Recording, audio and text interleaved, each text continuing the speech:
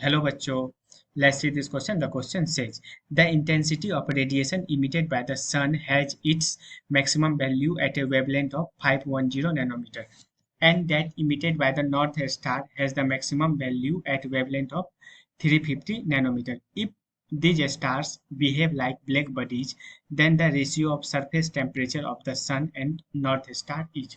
Question कह रहा है कि सूरज से जो रेडिएशन निकलता है, तो उस रेडिएशन में से जो सबसे ज्यादा वेवलेंथ निकलता है वो वेवलेंथ है 510 नैनोमीटर के बराबर।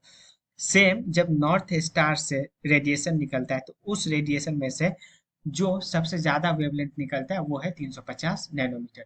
तो अब कह रहा है कि अगर ये सूरज और ये नॉर्थ स्टार ब्लैक बॉडी की तरह बिहेव करे, तो ब्लैक बॉडी की तरह अगर बिहेव करें तो ये सूरज और ये नॉर्थ स्टार के सरफेस का टेम्परेचर का रेशियो क्या होगा। तो पहले तो इसका की कॉन्सेप्ट समझते हैं।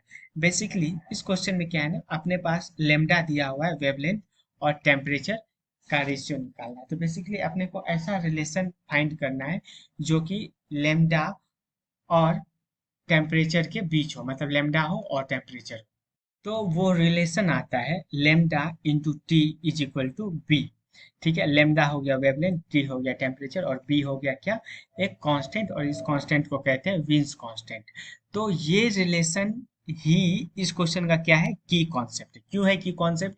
क्योंकि क्वेश्चन में लेमडा दिया हुआ है और टेम्परेचर पूछ रहा है।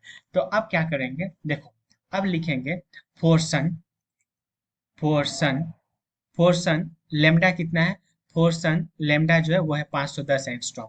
तो यहाँ लिख दिए 510 into temperature of sun is equal to b, इसको मान लिए इक्वेशन 1।